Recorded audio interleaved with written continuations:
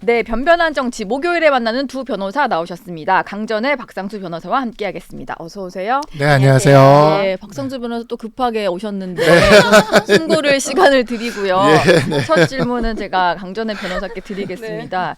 지금 25일에 회담을 하겠다고 좀 빨리 정해지긴 했는데 의제를 가지고 지금 실무 협상이 이틀째 열리지 못하고 있는 상황이거든요. 이게 생중계를 국민의힘에서 제안하면서 이것 때문에 좀 난항인 것 같아요. 그렇죠. 오늘이 벌써 목요일인데 일요일 날 오후 3시에 하기로 날은 다 잡아놓고서는 뭐 어쨌든 의제를 정해야 될 거 아니겠어요. 그런데 실무 회담을 막 금방 다 할 것처럼 하더니 국민의힘 쪽에서 이것을 생중계를 좀 하자라고 하니까 약간 지금 제 생각에는 민주당에서 내부적으로 입장 정리가 좀 덜 된 것이 아닌가라고 생각을 해요. 왜냐하면 의제라는 것이 지금 현재로서는 민생뿐만이 아니라 뭐 제3자 특검도 할 것이냐, 그리고 뭐 사실 제3자 특검 같은 경우에는 국민의힘 쪽이 아직 정리가 안 된 부분이고, 금투세를 하자고 하면 금투세는 뭐 민주당이 아직 정리가 안 된 거고, 이런 것들에 있어서 유불리를 좀 그 정리를 하는 과정에 있어서 민주당이 내부적으로 아직 그 단일한 생각을 갖지 못한 게 아닌가. 그리고 약간의 저는 자존심 싸움도 좀 있는 것 같아요. 서로 간에. 네. 그래서 오히려 한동훈 대표 입장에서는 모든 의제에 열려 있다. 뭐 제3자 특검을 포함해서 지금 그렇게 이야기하는 것으로 보이는데, 민주당이 먼저 제안을 해놓고서는 조금 빼고 있는 모습이 의아하다 말씀드리고 싶습니다. 박상수 변호사 지금 국민의힘 또 대변인이신데 네네. 어제 국민의힘에서 나온 논평들을 보면은 이재명 민주당 대표가 지난해 6월에도 뭐 대표였으니까 당시에는 김기현 대표에게 공개적으로 정책 대화를 요구를 했었거든요. 그럼 그때는 왜 생중계 하자, 뭐 로톤데 우리 의자만 하나 놓고 하자 이래놓고 이번에는 좀 피하느냐, 뭐 이런 얘기를 했어요. 그러니까 좀 이해가 안 되는 거죠. 지금 그래서 민주당도 지금 스텝이 꼬이고 있는 상황인 것 같은데, 이제 생중계라는 표현이 알려져서 그런 건데, 원래 처음에 박정화 비서실장이 요 기자님들한테 이렇게 이야기할 때는 그 회담을 공개하자였어요. 그러니까 원래 이게 회담이라는 게 공개로 이렇게 모두 발언을 하고 비공개로 들어가고 대변인들 들어가서 이렇게 확인한 다음에 대변인들이 발표하고 뭐 이런 방식이었잖아요. 그랬는데 그게 아니라 그냥 처음부터 끝까지 그냥 공개하자. 근데 이게 공개라는 말이 말 그대로 그냥 기자님들 앞에서 하자는 거거든요. 기자들 앞에서 하자. 그렇죠. 그래서 그 공개라고 이야기하면 되는데, 이게 생중계, 그러니까 뭐 토론이냐 이러는데, 회담하는데 그냥 기자님들이 앞에 가서 앉아 있는 거예요, 그냥. 그렇죠. 그리고 이제 촬영을 하다 촬영 보니까 이제 방송 기자가 있으니까 이제 방송 기자 와가지고 하면 뭐 중계가 됐던 녹화가 됐던 하겠죠, 뭐 그거야 알아서 하는 건 거고. 근데 이제 이제 와서 뭐 이야기하는 게 한동훈 대표가 뭐 급을 키우기 위해서 뭐 자신을 대선 주자로 올리기 위해서, 이재명 대표 머릿속에는 워낙 자기가 이제 여의도 대통령으로 알려져 있으니까 나는 뭐 윤석열 대통령에 조금 이렇게, 그다음에 한동훈 대표는 그 밑에 뭐 이렇게 생각하나 봐요. 윤석열 대통령 머릿속에 계급도 온 것 같아요. 나름의 서열이 그래가지고 계급도가 있는 것 같아요. 뭐 브라만, 크샤트리아, 바이샤 뭐 이렇게 있듯이 그런 게 있는 것 같아요. 근데 문제는 작년에는 이재명 대표가 김기현 대표가 만나서 비공개로 하자 그러니까, 비공개는 뭐 친구들이랑 하시고요, 나랑은 로텐도홀에서 공개로 하자, 의자 하나만 있으면 된다 이랬잖아요. 그러면 그 계급도에 약간 균열이 생기는데, 김기현 대표가 더 위에 있어서 이재명 대표가 급을 높이기 위해 공개 요구를 하는 것처럼 그렇게 되잖아요. 그럼 뭐 그건 그런 건가요? 그렇게 보이는 거죠. 그러니까 지금 얘네들이 말을 하면서도 예전에 자기들이 했던 말들이 있기 때문에 앞뒤가 안 맞는 거죠. 근데 다만 우리 측에서 이제 공개를 하자, 이거는 이제 그런 거죠. 국민들이 보기에 지난 몇 년간 정치가 실종되지 않았습니까? 아니, 지난 몇 년간 정치라고 할 게 뭐가 있었습니까? 그냥 다수의 힘으로 소관 상임이사회 법사위 밀어붙이고 본회의 바로 직권 상정해가지고, 그럼 우리는 하루 딱 필리버스터하고, 그러면 또 다수의 힘으로 그냥 통과시키고, 그러면 대통령은 어쩔 수 없이 제2요구권 행사하고, 제2요구 행사하면 거기서 또 부결되고, 이거 무한 반복이었잖아요. 다람쥐 쳇바퀴처럼. 사실 여야가 합의해서 정치를 해서 법안이 만들어지고 올라가면 그렇게까지 제2요구를 할 이유도 없어요. 그러니까 그 정치를 다시 회복하자는 건데, 그 과정이 이제 조금 그 신뢰가 필요하지 않습니까? 그 과정에서 이제 공개적으로 처음에 첫 번째 만남은, 지금 앞으로 다음 선거까지 2년 남았지 대선까지 3년 남았는데, 첫 번째 만남은 그냥 좀 이렇게 공개적으로 만나서 허심탄회하게 얘기하는 모습을 보여주고, 기본적인 거 예를 들어 정쟁을 하지 말자, 민생을 중심으로 하자 이런 것들은 좀 합의를 하고요. 국민들 앞에 약속을 네. 하고 이거 뭐 공개적으로 약속하든 비공개적으로 약속하든 못할 이유가 뭐가 있습니까? 그렇죠. 그러니까 그 약속하고 그 다음에 지금 쟁점이 되는 것들은 국민들 앞에서 그냥 드러내놓고 얘기를 하는 거예요. 그러면 이제 첫 번째 회담이 끝나고 나면 국민들이 이제 반응이 나오겠죠. 그리고 우리도 어느 정도 가닥이 잡히겠죠. 양쪽의 생각이. 네. 그러면 그때 이제 가서 좀 비공개도 할 수도 있고 그렇게 할 수 있는데 저는 이제 너무 그동안 오랫동안 경색되어 있었으니까 그냥 여야가 같이 이렇게 국민들에게 하나 선물 하나 주자. 이런 걸로 이렇게 좀 할 수 있는 것 같거든요. 지금 전격적으로 합의했겠다. 여기까지 온 이상 그냥 통 크게 공개로 가면 되는데 굳이 저기서 주춤하는 모양새가 이재명 대표 입장에서도 별로 그렇게 좋을 것 같지 않은데 계속 주춤하고 있습니다. 저는 공개하는 거 괜찮을 것 같아요. 왜냐하면 국민들께서 지금 정치에 대한 불신이 너무 깊어요. 22대 국회 시작하고서는 뭐 한 게 아무것도 없잖아요. 예. 근데 여기에 있어서 그 뭐 특히 한동훈 대표 같은 경우에는 의제에다가 제한을 두지 말자라고 이야기한 게 저는 되게 좋다라고 생각하는데 뭐 일단은 이번에는 민생에 대한 이야기들을 하겠지만 국민들께서 금투세라든지 뭐 지금 종합부동산세, 상속세 이런 거 워낙 언론에 많이 나와가지고 어느 정도는 알고 계실 수 있어요. 근데 방송사법이라든지 노란봉투법이라든지 이런 거에 대해서는 실상은 막 디테일하게 아시는 분들이 많지는 않거든요. 네. 그렇다면은 저는 첫 번째 회담이기 때문에 뭐 결론을 내기는 어렵고 지금 박 변호사님 얘기해 주신 것처럼 우리 정쟁은 그만하자 뭐 이런 정도의 합의 같은 것이야 보여드릴 수 있겠지만 어떤 정책적인 부분에 있어서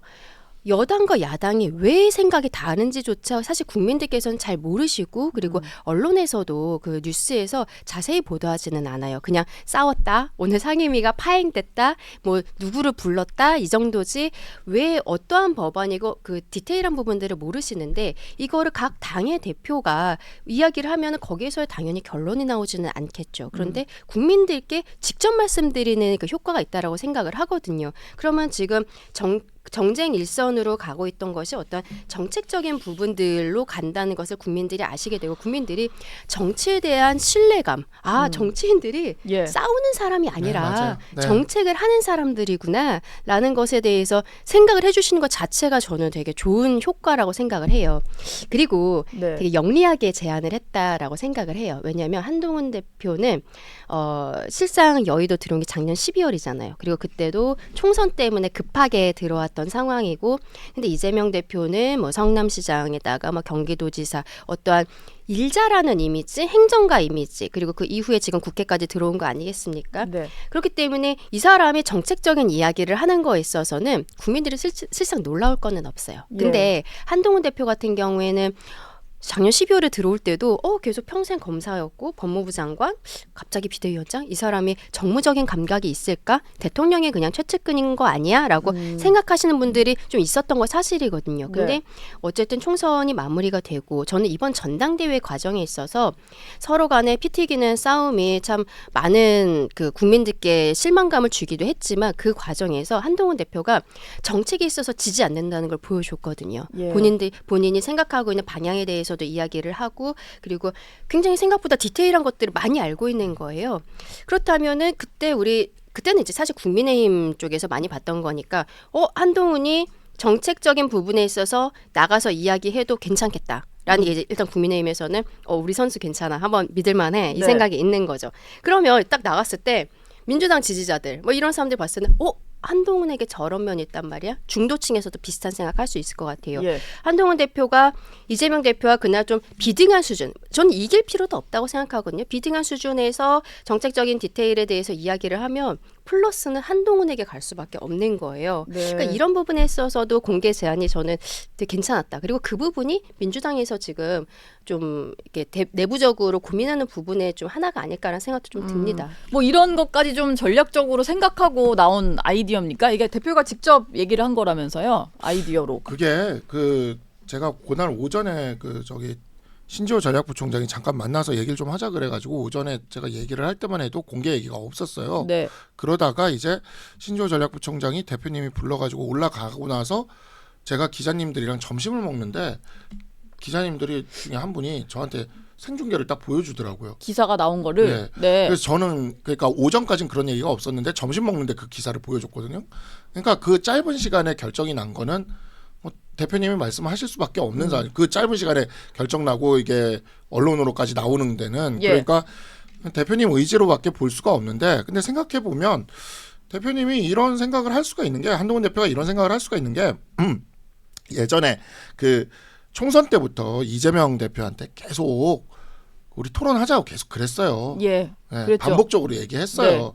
그러니까 공개적으로 얘기를 하고 싶었던 거예요. 계속. 그리고 그랬기 때문에 이번에 이제 처음 이렇게 합의가 되면서 이제 처음 만날 자리가 되니까 그럼 공개적으로 합시다라고 얘기를 또 한 거죠. 네. 저는 그렇게 보이는데 이게 이재명 대표 쪽에서 피하는 이유는 이재명 대표도 과거에 제가 그래서 한번 찾아봤어요. 그러니까 김기현 대표뿐만이 아니라 과거에 이제 문재인 대통령에 대한 도전자 신세일 때 그때를 찾아보면 이재명 대표도 그때 문재인 대통령한테 계속 뭐 토론하자 얘기하자 막 이렇게 요구를 합니다. 그러니까 이분이 토론을 그렇게 피할 분도 아니고 변호사기도 하고 전혀 밀릴 사람이 아니에요. 말솜씨나 이런 데 있어서. 그런데 왜 이런가를 생각을 해보면 이재명 대표가 지금 지지율 조사나 이런 거 해보면 그래도 어쨌든 1등으로 나오지 않습니까? 그냥 내가 1등 후보라 이거죠. 그러면 1등 후보가 1등 전략을 쓰는 거예요. 1등 전략은 실수를 안 하는 게 중요하거든요. 근데 이제 한동훈 대표는 2등이다 이거죠. 2등이니까 이렇게 도전을 계속하고 모험을 하는 거다. 근데 이거는 잘못 알고 있는 게 한동훈 대표는 전당대회 때 압도적인 1등으로 계속 나갔지만 시작부터 대법원장 추천 특검 던지면서 모험이라기보다는 정도로 갔습니다. 그냥 그런 거를 좌고우면하지 않고 밀고 나가는 모습을 보여줬거든요. 사실 그게 초반에 그 전당대회 시작할 때의 지지율보다 높은 지지율로 전당대회가 끝나는 저는 그 효과였다고 봐요. 그리고 예전에도 보면은 노무현 대통령부터 시작을 해서 이런 약간 그 바람을 불러일으키는 사람들은 그러한 모습으로 가거든요. 지금 대선까지 3년 남았는데 3년 동안 이렇게 안주하는 모습을 보여줘서 과연 이재명 대표가 대선까지 3년을 버틸 수 있을까? 저는 못 버틴다고 봐요. 그래서 이재명 대표도 다시금 초심으로 돌아와서 받아주면 됩니다. 아니 뭐 국민들 앞에서 아니 자기가 그 법정에 가는 것도 자기 죄 때문에 법정에 가는 것도 다 공개되는데 국민들 앞에서 정책 대화하는 게 공개가 되는 게 뭐가 두려울 게 뭐가 있습니까? 그냥 나오면 되는 거예요, 그냥. 만약에 좀 비공개로 그냥 둘만 조금 더 깊게 얘기할 게 있으면 그때 약간의 비공개만 갖고 공개하는 것도 좀 나쁘지 않아 보이는데 일단 실무협의를 계속 한다고 하니까 뭐 좀 지켜봐야 될 것 같고요. 근데 실무협의에서 또 중요한 게 의제 조율이잖아요. 그렇죠. 최상병 특검법을 아무래도 민주당은 당연히 논의를 하자라고 할 것 같아요. 특히 또 한동훈 대표가 제안한 제보공작 의혹까지 넣어야 된다. 이것도 받을 수 있다는 입장이다 보니까. 근데 어제 김민석 최고위원이 이런 얘기를 했습니다. 한 대표가 실권이 없다 보니까 특검에 대해서 진전된 입장을 내지 못하고 있다. 그래서 이건 뭐 바지 사장보다 못한 반바지 사장이다. 뭐 이런 신조어까지 써가면서 얘기를 했는데 반바지 사장 너무 재밌는 표현인데 그럼 반바지 사장한테 이렇게 만나자고 이야기한 그 이재명 대표는 뭐 반반바지 사장인가요? 도대체 핫팬츠인가?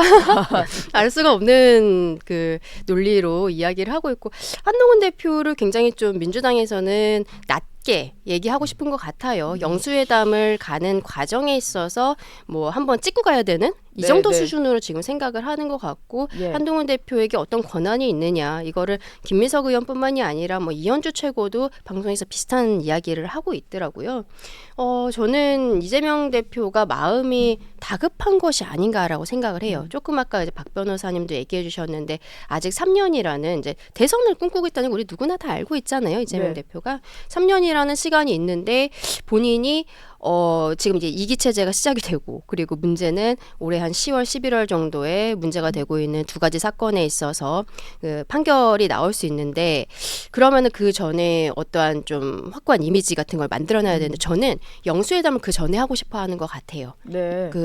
지금 이재명 대표가 본인이 그 일부 유죄가 나올 수 있다라는 생각을 갖고서는 그 전에 대통령과 어떠한 1대1 만남을 통해서 본인의 입지를 계속적으로 다져가는 이런 과정이 있기 때문에 지금 한동훈 대표에 대해서는 밀린 숙제 빨리 하듯이 이렇게 하려는 게 아닌가라는 생각도 실상은 조금 들거든요. 근데 글쎄요. 그렇다라면은 굉장히 좀 허무한 입장이기도 한데 일단 제3자 특검 관련해서는 저는 이번에 일요일에 있어서 논의로서는 좀 적당하지 않다라고 생각을 해요. 네. 말씀드린 것처럼 제3자 특검에 있어서는 국민의힘이 아직 입장 정리가 안 되어 있고 그리고 금투세도 관련해서 아직 그 민주당에서 입장 정리가 안 되어 있단 말이에요. 금투세는 제 생각에는 한 11월 정도면은 이제 예산이 정리가 돼야 되기 때문에 그 전까지는 정리가 될 것으로 보이는데 네. 제3자 특검 같은 경우에는 한동훈 대표가 전당대회에 출마를 하면서 처음에 했던 이야기잖아요. 뭐 발의를 하겠다. 그러면은 한동훈 대표가 본인의 정치적인 책임을 지고 이것을 진행을 하면 되는 거예요. 본인 스케줄대로 하면 되는 건데 지금 민주당에서의 상황을 보면은요. 두 번째 그 최상병 특검까지도 부결이 되고 그리고서는 더 강화된 특검 발의하겠다고 지금 세 번째 발의했잖아요. 네. 그런데 지금까지처럼 그냥 강행 처리하면 되는 거거든요. 근데 갑작스럽게 그동안에는 한동훈 대표가 이야기했었던 제3자 추천 특검에 대해서 받지 못하겠다 이렇게 얘기를 하더니 박찬대 원내대표가 전당대회 과정에 있어서 갑작스럽게 그거라도 가져와라. 논의 테이블로 올리자 이런 이야기들을 하는 거예요. 저는 민주당이 지금 본인들이 강행 처리하는 것에 대해서 국민들께서 피로감을 느끼신다는 거를 드디어 본인들도 알게 되었다. 예. 이 사람들이 진실 규명을 위해서 계속적으로 특검을 발의하는 것인가 아니면은 정쟁을 위해서 계속적으로 발의하는 것인가 국민들께서 이들이 지금 민주당이 하는 것이 후자구나 네. 라는 생각을 지금 갖고 계시기 때문에 이거를 더 이상 강행 처리하는 것이 맞지 않다. 그리고 이재명 대표 이기체제 민주당은 이재명을 이제 대통령을 만들기 위해서 모든 수단을 다 할 것인데 네. 이재명 이기 체제가 됐을 때 이재명이 더 이상 강행하는 모습보다는 소통하고 그리고 일 잘하고 이러한 이미지를 만들고 싶을 거란 말이에요. 그러니까 갑작스럽게 이제 전당대회 처음부터 아버지가 대표 되시는 건 다 정해져 있었지만 네. 막판이 돼서 제3자 특검 가져오라고 얘기하면서 또 26일까지 발의하라고 이렇게 정리하라고 막 얘기를 네. 했잖아요. 이러한 예의 없는 행동이 어디 있습니까? 왜 남의 당에서 하고 있는 것에 대해서 지금 한동훈 대표가 고문들도 만나고 사람들을 만나서 여기에 대한 의견을 수렴하고 있다는 것이 언론을 통해서 보도가 되고 있잖아요. 네. 아직까지 대통령과 여기에 대해서 정확하게 이야기를 나누지 못했고 원내 의원들과 여기에 대해서 정확한 토론을 하지 못했던 상황인데 그런데 갑작스럽게 26일까지 이러한 이야기는 민주당이 본인들이 강행 처리를 하지 않는 것에 대해서 자신들의 지지층에게 소구하기 위한 어떤 그런 이유밖에 안 된다라고 저는 생각을 해요. 네. 그래서 25일, 26일 여기에 그 한동훈 대표와 그 지도부가 묶일 이유는 전혀 없다. 한동훈 대표는 한동훈 대표대로 본인의 스케줄대로 여기에 대해서 나아가면 되는 것이고 네. 지금 민주당이 하라는 대로 왜 거기에 시간을 맞춰야 됩니까? 예. 저는 그런 것에 흔들릴 필요는 전혀 없다라고 말씀드리고 싶어요. 이게 3자 특검법이 혹시 테이블에 오르게 될 경우에 사실 우려하는 것은 여권 내에서도 다른 중요한 민생 현안에 대해서도 논의를 하겠지만 이 부분에 대해서 한동훈 대표가 뭔가 한마디를 했을 때 그게 다 여기 때문에 묻힐 수가 있잖아요. 사실 당대표 후보로 나오는 날도 본인의 어떤 출마 메시지가 있었음에도 불구하고 질의응답 과정에서 나왔던 이 최상병 특검법 네네. 제3자 대안에 대해서 이제 기사가 나오면서 다 묻힌 게 있단 말이에요. 이제 그걸 좀 우려하는 사람들도 있더라고요. 근데 대법원장 추천 특검이죠. 제3자 특검이라고 예. 하지만 대법원장 추천 특검은 당대표 출마 선언할 때부터 하겠다고 뜻을 표시했고 지금도 그 뜻이 변하지 않았어요. 다만 우리 당은 그와 같은 과정을 밟아가는 것이 필요한 당입니다. 당내 예. 민주주의가 살아있기 때문에. 대표가 하겠다고 해서 그냥 무조건 한다 이게 아니고. 아버지가 하면 다 되는 당이 아니에요. 예. 그러다 보니까 그 아버지가 하면 다 되는 저는 그래서 이거를 예전에 딴 방송 가서 이 얘기했다가 다른 평론가 분께서 그건 좀 너무 과한 표현 아니냐 했지만 예. 저는 그 생각이 맞다고 생각을 하는데 지금 민주당과의 지금 이 생각의 차이는 우리가 남북회담 할 때는 비슷한 것 같아요. 북한 사람들이 우리나라 대한민국에서 이렇게 협상하고 나면 예. 왜 너네는 왜 협상한 대로 다 되지 않고 이렇게 돼? 우리는 국회 동의도 받아야 되고 야당의 동의도 받아야 되고 언론의 감시도 받아야 되고 그런 나라잖아요. 네. 김정은의 한마디로 가는 당이 나라가 아니에요. 이 예. 나라는. 예. 근데 지금 약간 두 당이 비슷해요 지금. 그래서 거기는 26일까지 해라. 그 아버지가 그렇게 하라 그러면 하는 당이니까 그게 가능하지만 우리는 당론도 모아야 되고 예. 이걸 만들어가는 과정이 필요한 겁니다. 네. 열속 지금 왜 10명 모아서 왜 발의 못하겠습니까? 근데 10명 발의하면 뭐라 그랬어요? 한동훈 파는 10명밖에 없겠다. 그럼 50명 모으면 뭐라 그러겠어요? 국민의힘은 반반으로 쪼개졌다. 이러지 않겠습니까? 근데 당론으로 해서 의원총회 통해서 발의가 되려면 그 시간이 필요한 거고 한동훈 대표는 제가 한동훈 대표를 옆에서 보면은 굉장히 빠르고 굉장히 스피디한데 네. 한편으로는 굉장히 여유롭습니다. 그러니까 자기 스케줄대로 가요. 근데 이게 옆에 있는 사람들은 되게 안정감 있게 느끼게 만드는 게 모든 전쟁은 그냥 자기가 장소와 시간을 택해서 전쟁을 해야 승리를 하거든요. 예. 근데 자기 스타일대로 자기 스케줄대로 누가 옆에서 뭐라 하던 그 스텝대로 가는데 결국은 또 가요. 네. 그래서 우리가 갈 테니까 그러면 민주당 입장에서는 정말 최상병 특검을 하고 싶고 네. 정말 그 진상규명을 하고 싶고 국민들한테 이걸 다 이렇게 하고 싶으면 한동훈 대표를 응원해야죠. 예. 한동훈 대표한테 며칠까지 하라고 재촉하는 게 아니라 한동훈 대표를 응원해야죠. 한동훈 대표 스케줄대로 하고 있으니까 네, 그냥 스케줄대로 하고 기다리면 있으니까 될 기다리면서 일이다. 하면 되는 겁니다. 그래서 예. 이번에도 아마 그런 식으로 그냥 말씀하실 겁니다. 이 부분에 있어서 대법원장 추천 특검 네. 나는 약속이 변한 적도 없고 말을 한 적을 바꾼 적도 없고 생각을 바꾼 적도 없다. 네. 그대로 가긴 하는데 우리 당 내부에 이런 이야기들을 예. 설득하고 만들어가는 과정이 필요하고 시간이 필요하다. 네. 끝이에요 그냥. 네, 그러면 대법원장 추천 특검에 대해서 민주당도 난 받을 수 있다.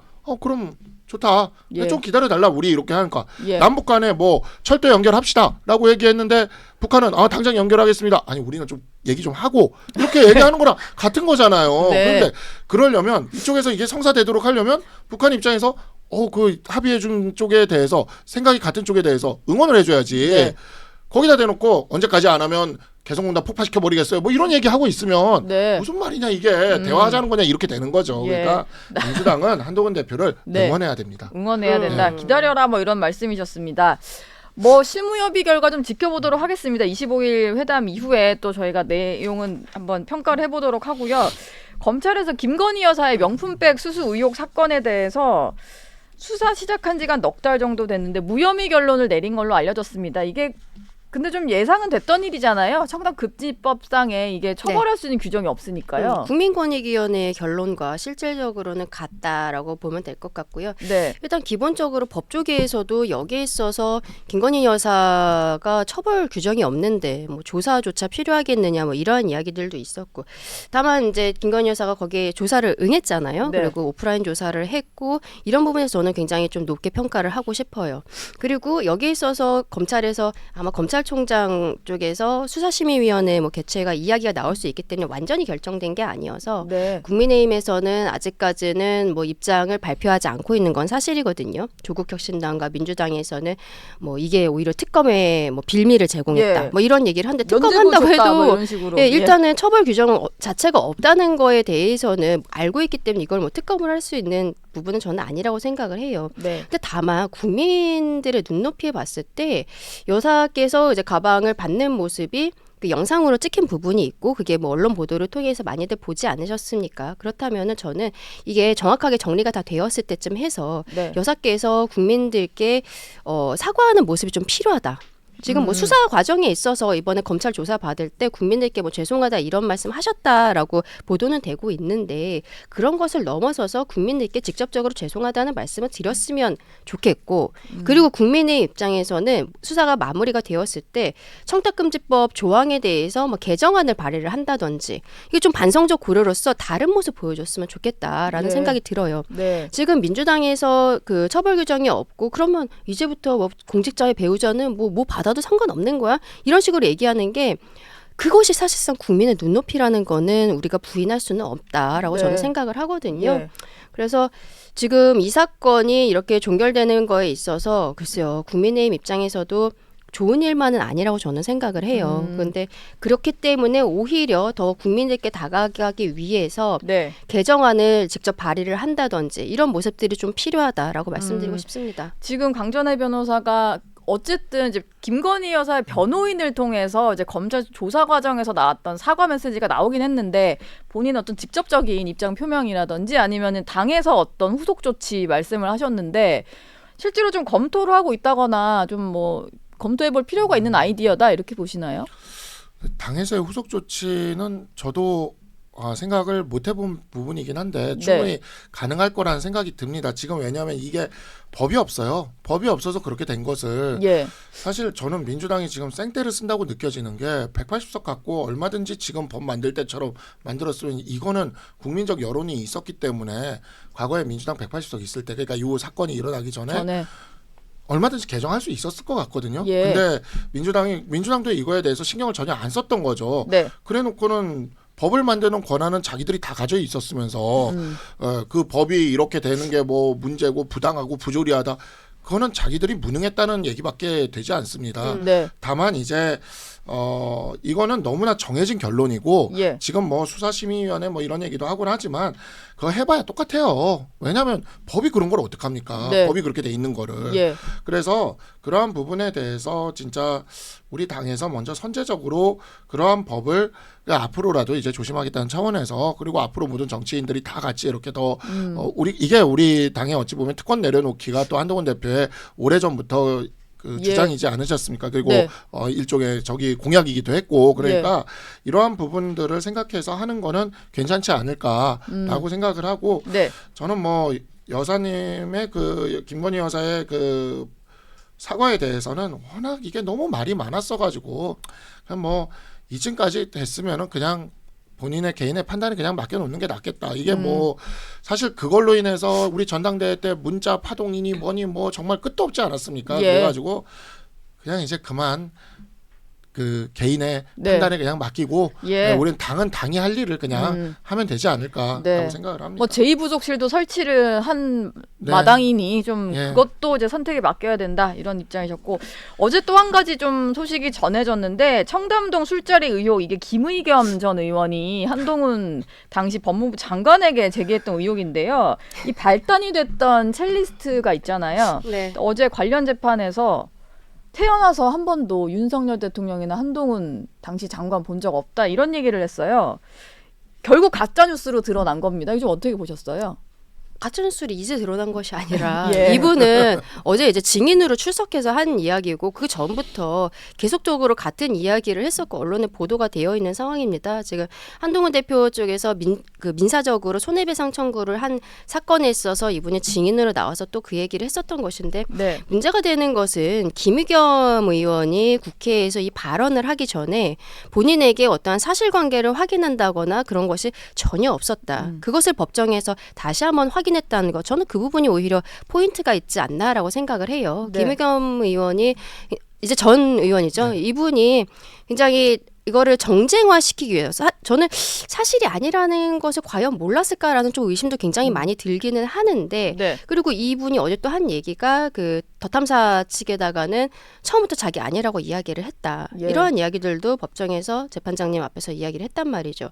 사실상 지금까지 언론에 보도된 것과 다른 이야기들은 없었습니다. 근데 민주당이 어떤 공작을 만들어가는 과정이라는 것이 지금 김기현 변호사 사건에 있어서도 당사자가 그냥 본인이 좀 오바를 했었던 거다. 구명 로비 의혹이라는 것에 있어서 이런 이야기 해도 계속적으로 아니야. 이게 압박을 받아서 그렇게 말을 바꾸는 거야. 그리고 이 첼리스트도 그렇잖아요. 아니야. 본인은 아니라는데 아니야. 얘가 지금 압박을 받아서 말을 바꾸는 거야 라고 이야기하는데 당사자는 아니라는 거예요. 민주당이 만들어가는 과정 어떠한 정말 보이지 않는 어떠한 힘이 계속적으로 뭐 선량한 사람에게 선량한 사람을 거짓말쟁이로 만든다는 이러한 프레임을 만드는 것이 정말 너무 과하다. 그리고 이러한 상황들이 계속적으로 반복이 되고 있는데 국민의힘 입장에서 뭐 어떻게 할 수 있는 방법이 지금 현실적으로는 없는 것도 사실이어서 이 판결이 이제 곧 나올 것으로 보이는데 이 이후에 한번 국민의 입장에서 여기에 대해서도 우리가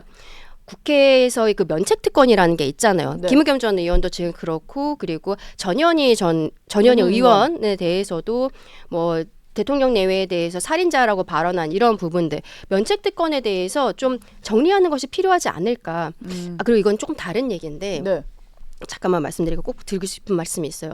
지금 아까 이재명 대표가 한동훈 대표를 찍고 지금 영수회담을 하기 위한 과정으로서 한동훈 대표를 만나고 있는 것 같다라고 제가 말씀을 드렸었잖아요. 근데 저는 영수회담 이전에 전현희 의원의 이 발언에 대해서 살인자라는 발언에 대해서 정확한 사과가 없다면 영수회담하면 안 된다고 생각합니다. 아, 민주당 쪽에서 이재명 대표가 사과를 해야 된다 이렇게 보시나요? 이재명 대표 그리고 전현희 의원이 직접 사과해야 된다고 생각해요. 박찬대 원내대표도 여기에 대해서 유감 표명을 하면서 국민들께서 불편하게 여기셨으면 뭐 유감이다 이 정도의 말만 했단 말이에요. 예. 저는 왜 지금 국민의힘에서 이 발언에 대해서 더 이상 문제 제기하지 않는지 굉장히 좀 맞지 않는 상황이다. 만약에 민주당이었어 봐요. 아버지 살인자라고 아버지 지금 연쇄살인마 아니에요? 막 이런 얘기했으면 지금 한 달 동안 난리가 날 거예요. 계속 막. 뭐 예. 계속 의원들이 지금 논란될 것 아버지를 같아요. 살리기 예. 위해서 1인 시위를 막 돌아가면서 할 겁니다. 근데 네.